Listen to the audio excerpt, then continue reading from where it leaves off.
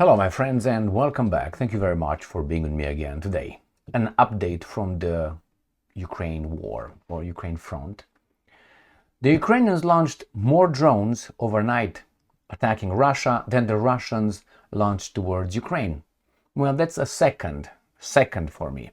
Maybe it happened a few times when the Ukrainians launched more drones than the Russians launched.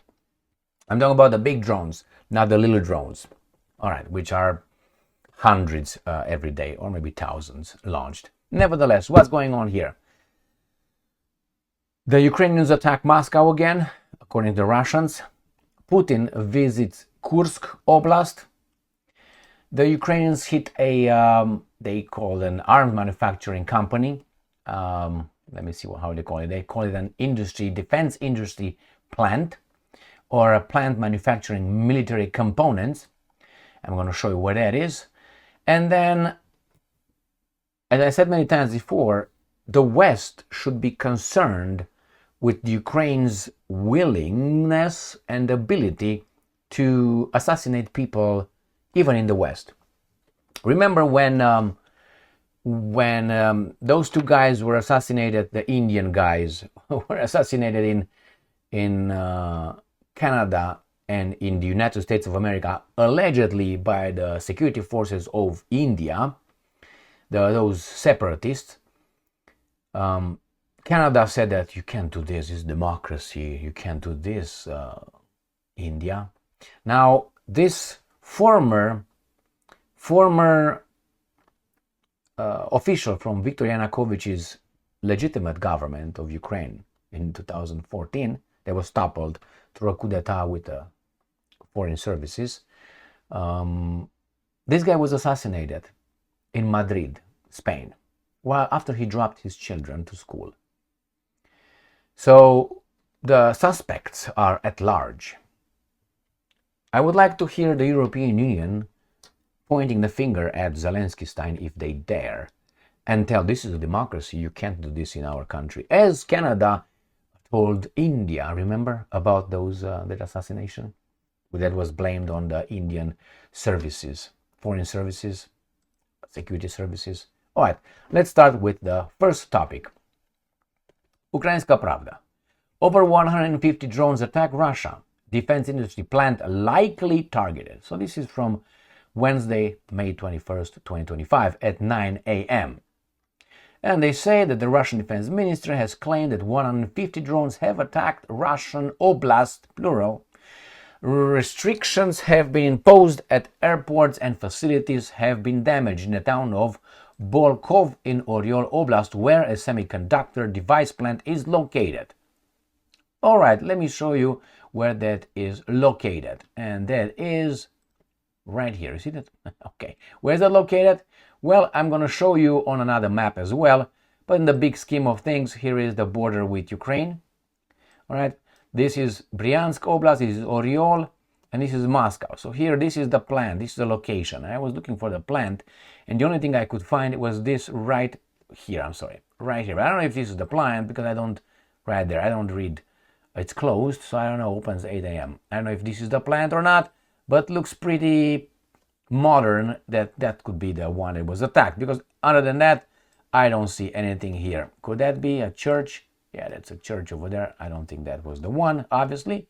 So if I zoom out, I don't see any other big plants here. Nothing in this little town of Bethlehem. So schools and others. So I'm assuming that is the plant. All right, my friends. All right, and that is located, as I said, but I'm going to show you a different map. This is a map of Europe. This is where Ukraine war occurs. Now, Oryol Oblast is right here. And this town is in the north of the oblast, which is exactly here. Balkov, right here. So, again, it's right here. And this is the Bryansk and all that. So this is where it occurs. All right, let's go to the next article. 3 UAVs shot down near Moscow. Air defense systems have repelled yet another attempted Ukraine drone attack on the Russian capital. So, some 30 drones said to have been shot down above Crimea. So, where is that located? So, again, 3 over Moscow and about 30 over the Crimean Peninsula. Remember, 150 drones were initially. And we find out here that Ukrainian air defense is down 63 out of 76 drones launched by Russia. So Russia launched 76, the other guys launched 150. All right, so let's see what they attacked, what the Russians attacked. 41 disappeared from the radar. They used Shahed type loitering munitions, and they did from Kursk, Oryol, Bryansk. So the Russians launched their drones from Kursk over here, Oryol, and Bryansk. By the way, Putin is supposedly visited Kursk region, where they say there's no more Ukrainian troops, and I don't see but here a pocket. But we'll find out in the next article. Ukrainian Defense Forces neutralized 63 drones launched by Russia in an overnight attack. Alright, and what did they attack? Again, they attacked from Kursk, Oryol, Bryansk, and the Oblast. I don't find anything on this one. Let's go to the previous one. They attacked from there. Meanwhile, Kharkiv, Sumy affected. So Kharkiv and Sumy were affected. There is. So the Russians launched their drones from these three oblasts, and they say Kharkiv and Sumy right here, these two oblasts were attacked by the Russians. 1, 2. All right. Ukraine's General Staff confirms strike on sanctioned defense industry plant in Russia's Oryol. So this gives them legitimacy, that word, okay? It's unbelievable. So is Bolkov semiconductor device plant operated by the Russian defense industry in Oryol on the night of 20. Okay, we got that one. Again, drones hit Russian plant manufacturing military components. I told you and I show you where this plant is located. I don't know what this is, but I'm assuming this could be it. If not, forgive me. Next, new voice of Ukraine. Putin tours Kursk Oblast, claims full control despite Ukrainian military presence. So now you have to give it this. So Putin is in Kursk, and despite that he claims full control, because this Ukrainian military presence is over there, so they would make Putin courageous? That he goes right there where the Ukrainian forces are. So you gotta change this a little bit, because my interpretation is, look at this tough guy. He goes to a place where these guys are still there. Well, that shows courage, doesn't it? And let me show you the assassination. Do you remember that movie? It's not quite the same, but you remember that movie Scarface with Al Pacino, Tony Montana? Do you remember when he with another guy from Sosa, he was supposed to they drive behind another guy's car, they placed a bomb underneath, and they're ready to detonate it if the car gets enough to get a signal to detonate. So while these guys are ready to come on, get closer to the car, Al Pacino, who's the bad guy, right? Tony Montana realizes that there's children in the car. He said, no children. And the other criminal says, yeah, go over there, I don't care. And then Tony gets and shoots the guy in the head. I said, no children. No, I said no children. Okay, no children. Here, this guy is killed by the school after he dropped his children to school. That was the movie. That's why Tony Montana then was killed by Sosa's orders, because Tony Montana killed Sosa's criminal, hitman. So let me show you here. My problem is with that too, and I would like to see the reaction coming from the democracies, claiming the same thing as Canada and others claimed about India, that we are a democracy, we don't do this kind of thing, that's an act of war, to kill someone on our territory. I want to hear that. You won't hear it. Why? Because the European Union is a democracy, and Mr. President-elect of Romania is pro this kind of democracy, right? He's pro-Europe. You know what I mean. So let's see. New voice of Ukraine.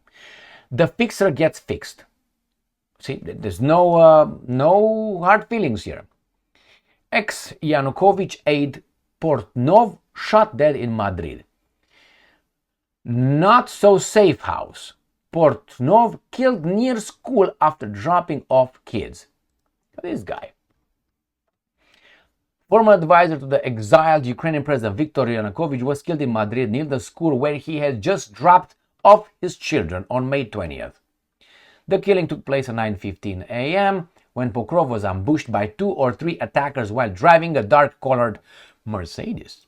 The assailants opened fire, first striking him in the neck before finishing off with shots to the head. In total, up to 5 shots were fired. So, Spain's national police are still investigating the crime, though officials have not ruled out motives linked to political retaliation or a personal vendetta. Agents from the scientific police and the Group V homicide divisions are leading the inquiry. So what do you think, my friends? Is that what you do? Is that what you do? You just assassinate people? Remember that it was the Russian pilot who had a helicopter, and he was a traitor. He picked up the Russian helicopter with the crew, and he landed the helicopter in Ukraine. Remember? He was killed, assassinated in a parking lot in Spain again by the Russians. Well, what do you think? Now, is that legal? If that's legal, if I consider someone, if let's say tomorrow, let's say Iran considers Donald Trump, let's say, a criminal because Donald Trump ordered the killing of that, remember, the general, the Iranian general who was in Baghdad, Iraq. Remember the drones? And in the first mandate, when Trump was in between 2016 and 2020, remember, al-Baghdadi, I think it was, I can't remember if that's the terrorist or whomever it was. But it was a general, the guy from the Revolutionary Guard, whatever it was.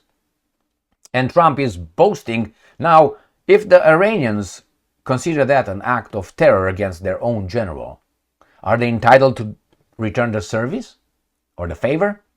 And if they do, everybody will say, or they will say Iran must be for the sake of Israel. What do you think? I don't know the guy. Maybe he's a bad guy, but that's not how democracies work, right? You just go and do like Mossad. You go and apprehend Mr. Eichmann and take it from a different country. You operate on a different territory. You cross the Atlantic from Argentina. You bring him over there. You have a mock trial, and then you hang him. I mean, that's what Israel did. Now, if other people would do the same thing, let's say with Netanyahu or with Mr. Defense Minister Gallant, former, that have a arrest warrant issued by the International Criminal Court of The Hague, and they would send some people to abduct these guys and bring them to The Hague, what do you think will happen? Nothing. So we have to be consistent. And as long as we have laws and procedures and policies, we have to respect them. And if the one party that doesn't respect that should be called out. And then there are consequences for that. But when you see there's certain kind of no consequences for this action, because it's done by Gigi, but the same kind of action in the same similar circumstances done by Tsutsu, that's bad, but Gigi was okay. What would they make you think? And this is the European Union. I'm waiting to see if the European Union will say anything about it. And this gets me to a different thing. Those guys use firearms, right? Pistols, whatever, revolvers, whatever they had. There's many drones with their little ball underneath, which is called a ba-ba-ba. Right? There's many javelins, right? Javelins, they're over there in Europe. What do you think they will be used for? Let's say tomorrow a guy in the European Parliament, let's say an Irish guy or an Irish woman, to be more direct, says something about Ukraine and tries to vote something like no more money to Ukraine. Why do you think some people could go and get her to talk to them? You know what I mean? Then what? Will you say something? I know what they're going to go. They're going to go to Putin and say it's Putin's fault. Now, this is the European Union where the Romanian candidate, pro-European candidate, is aligned with. It's a tyrannical organization, how should I put it, union. This is the European Union. I will tell you this, I expect next time when I land in the European Union, which I'm avoiding certain countries for good reasons, I'm expecting to be, taken to the side and talked to. If that's the best, talk to is the minimum. I expect interdictions and others. Not that I'm that important, but I know people less important than me that had that treatment. And this is the European Union, persona non grata, for talking. I didn't know ideas are so bad. Not doing anything, talking. This is the European Union that Romania is very happy to align itself with. Thank you very much for being with me again today. Stay strong, stay smart, look for the truth, and be just.